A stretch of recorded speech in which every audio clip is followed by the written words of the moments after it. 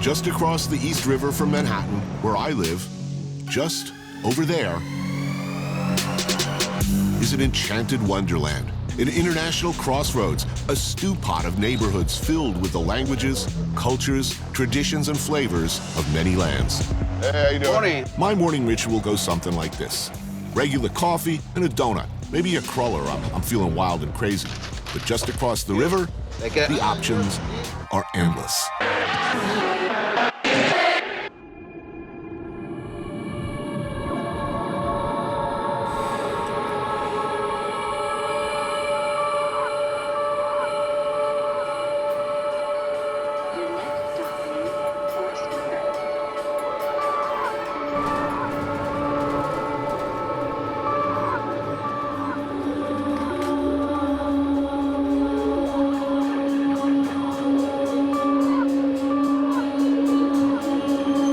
The 7 train winds over and through Queens like a main cable. Every stop can seem like another country, another region. Get off at Roosevelt Avenue, and you are going to eat well for sure. Example, this cart sells Ecuadorian food.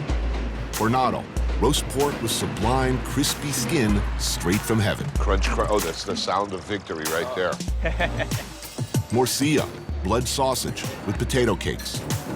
Oh, man, that's looking really good.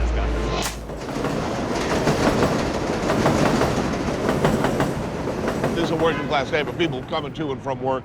Yep.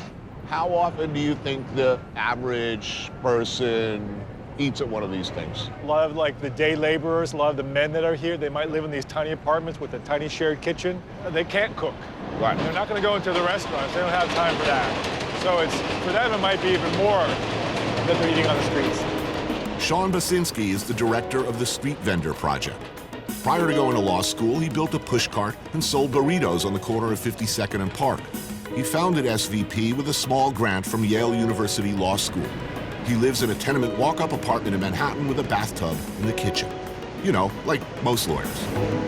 So within like a mile of here,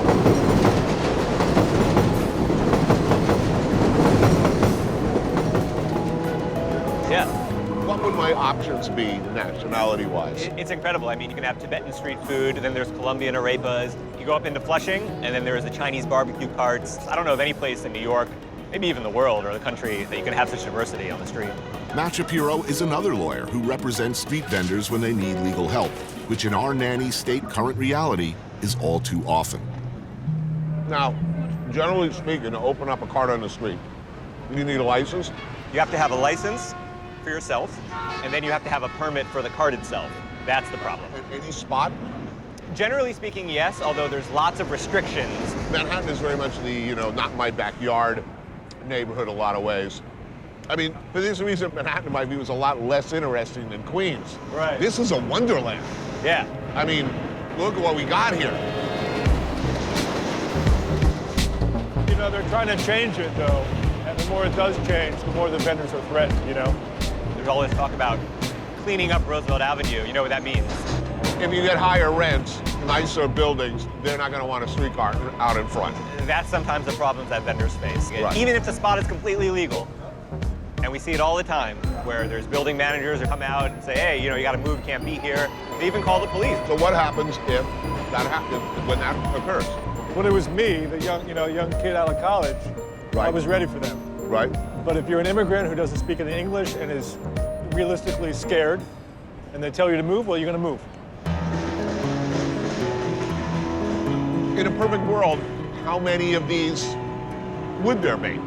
I think the more diverse street food we can have, the better. The more pathways we can provide for people to come and start a business. And hopefully, you know, after 5 or 10 years, maybe they'll have a restaurant, right?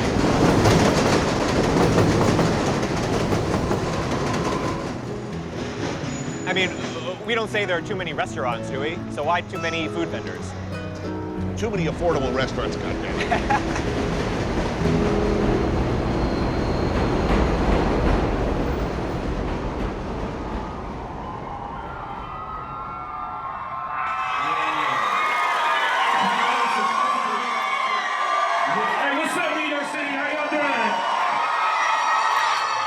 Inshallah, mashallah, hopefully no martial law.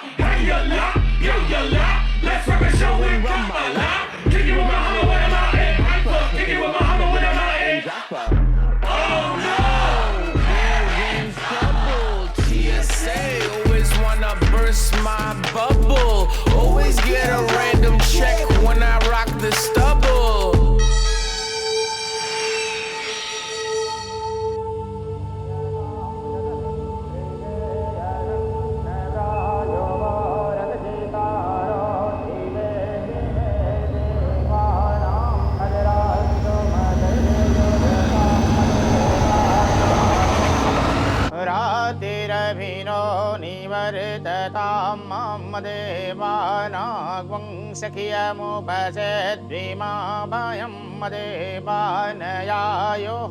प्रतिरन्तो जिभसे तान्नवोर्भयां निविदाहो महे भयं भगं मितरमदितिं दगजमद्रिदां मर्यमणं वरुणग्वं अग्नेरजवां मनमहंसो रजगजसो विसवेन्नो देवां अवरागमन्नेया.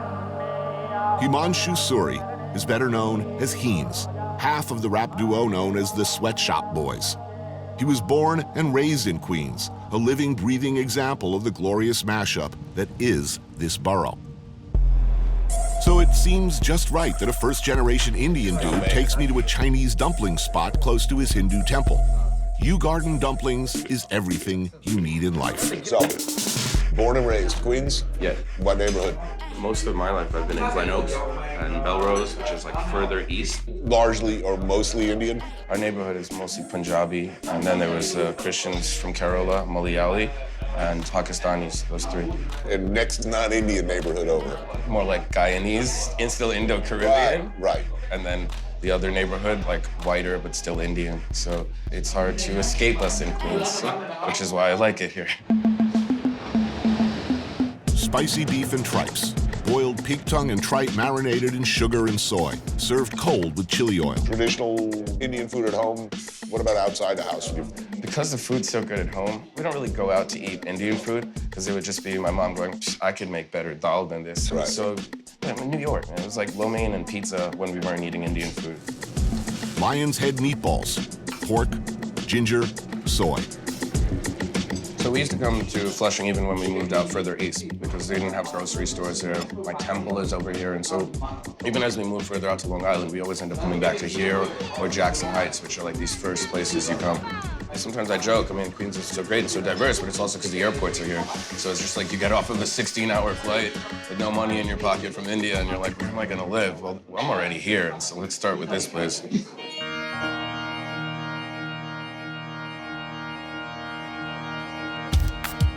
Soup dumplings, piping hot and filled with ground pork and near boiling broth. This is why I come in. Yeah, the soup dumplings. Right. Oh, yeah. So when you were growing up, what was the ethno-national breakdown of a typical class in school? My high school was a public high school, but it was maybe 70% East and South Asian, mostly Chinese and Korean. And all those kids end up going to Harvard. All those kids end up going to NYU and these types of schools. And you know, if the American dream is alive, I think it's alive in places like Queens. What do you mean by that? That there still are people coming here with nothing and making something out of it. And as I kind of lose hope and the idea of like diversity is a positive thing, or the idea of America as an open place, I think in a place with so much race and diversity, it gets in the way less here than it does in other places. Will America as a whole look sooner or later like Queens? I guess 2042 is the year that people of color become the majority in this country. Yep. Seems like a long, long time away. But yeah, that is the hope.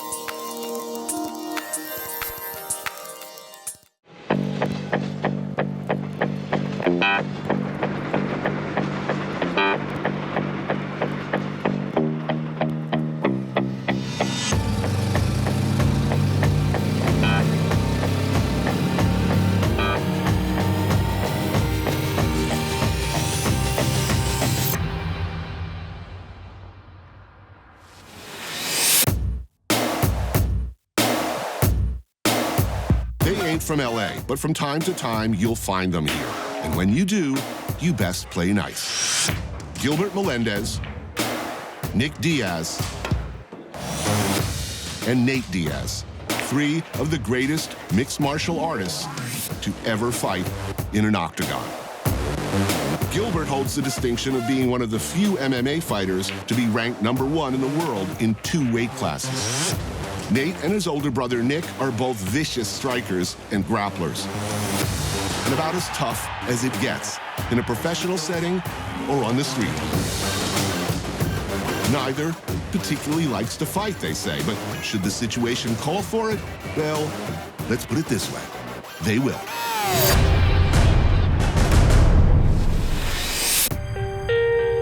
Nick and Nate grew up in Stockton and still live there and train there. Conor McGregor mocked Nate for teaching kids jiu-jitsu in his hometown. That was before Nate chased him around the octagon like a little deer in his last close decision.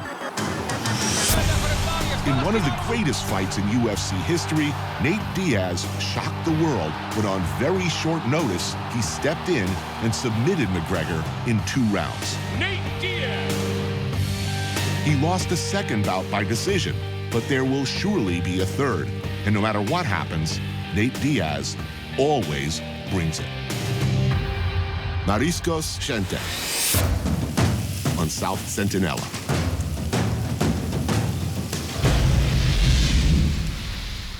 What do you eat growing up? Like when you in your house, when you were little kids, what kind of food were you eating? What's lunch? Just macaroni and cheese and hot dogs. Hot dogs, right? yeah. I was like basically like Every top ramen. Yeah. Hot dogs, mac and cheese. Some ghetto juice. What about you? You know, rice and beans and some sort of Mexican, there's some sort of protein with it and everything, you know? Right. I'm not vegetarian, but I learned a lot from them, though. I was like pretty much vegan for years, really. Even as a kid? Like I stopped eating land animals, period. Like I've been vegetarian, but I've been eating seafood on and off. But I've been vegetarian since I was like 18 years old. I just would do better cutting weight when I would just go on like a vegetarian diet. Right. I end up, you know, nice and light, and then I get stronger. And then once he started fighting pro too, I think he kind of started doing the same type of thing. When you eat in LA, you're going out for food. Well, you're going out for Asian, you're going out for pad thai, you're going out for... Good food's pretty convenient around here, of course. I go to Venice Beach. I go to Cafe Gratitude, and that's a really good place. What do you eat there? It's like vegan, vegetarian, all the way. I get off the plane, I go right to In-N-Out Burger. And the last thing I do while I'm in town is I stop at In-N-Out Burger. That stuff is like crack for me, I gotta have it. Oh, so good. Mariscos Gente serves shrimp. Lots and lots of shrimp. The house special, camarones borrachos, or drunken shrimp, sautéed in butter and garlic over high heat. Add cilantro and crushed peppers and finish with tequila.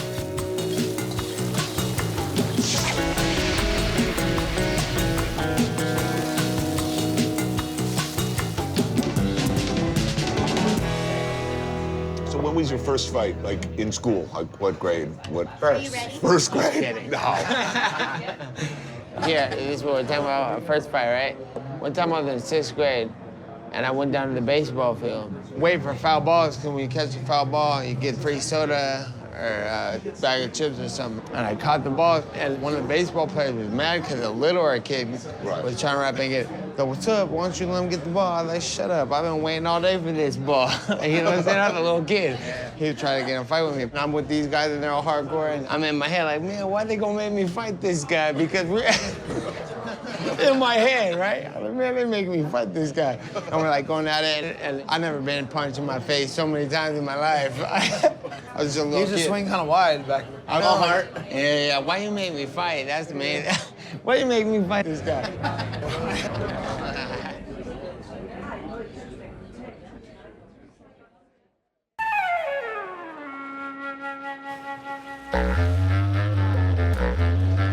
It seems sometimes, maybe even all the time, like you can wander into just anywhere in San Sebastian and find fantastic things to eat. Casa Urola in the Old Town does not outwardly look like a place where you're going to find this.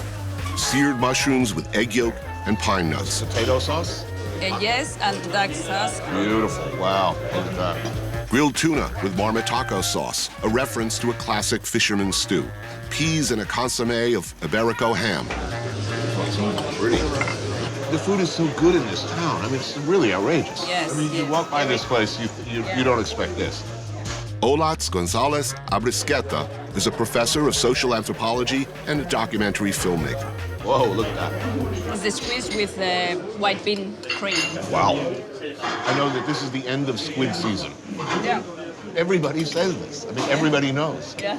the Basque obsession or insistence on really, really good ingredients. The fish has to be in season. It has to be incredibly fresh. It always has to be the best of everything. I mean, the Basque are very obsessive with qualities. For example, as you know, I did a thesis in the Basque pelota.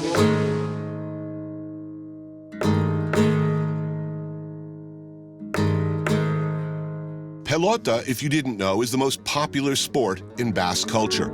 Its origins go back to the Middle Ages. The Basque are as obsessive about this pastime as they are about food.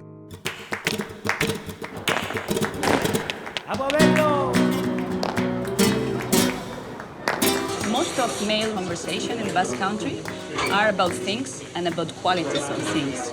And they pass days and days in bouncing the balls for the match.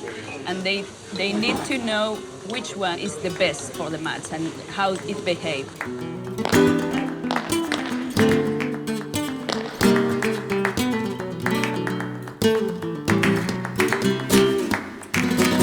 So the obsession, and I think a male obsession with quality, is also something which happens in sports, just like with the food.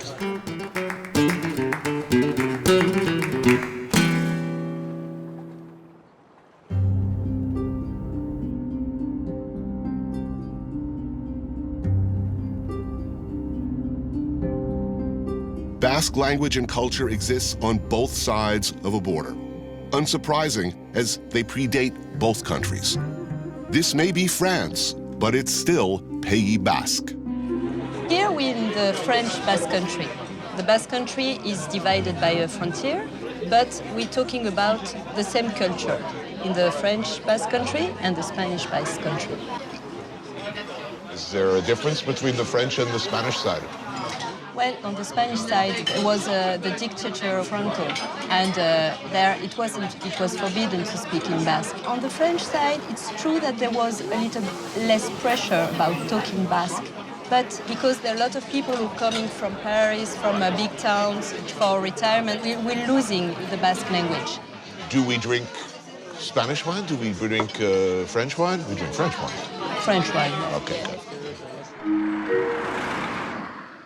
We're in the town of Ahetz at La Ferme Ostalapia. Mireille Gert was born in Spanish Basque Country, but raised in France.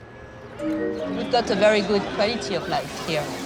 The sea, the mountain, the sun. And the food. And the food. Things are different here. The relationship between Basque and French cultures has always been more graceful and less contentious, and you can see it and feel it and taste it at the table. Ventrèche de thon, or tuna belly with tomato carpaccio. Pigeon, roasted and then flambéed, served with a terrine or pâté of the same bird. On this side of the border, are the chefs as creative or more traditional? They're more influenced by the French cuisine, which is more complex. On the other side, we simplify. Here, it's a little bit more complex.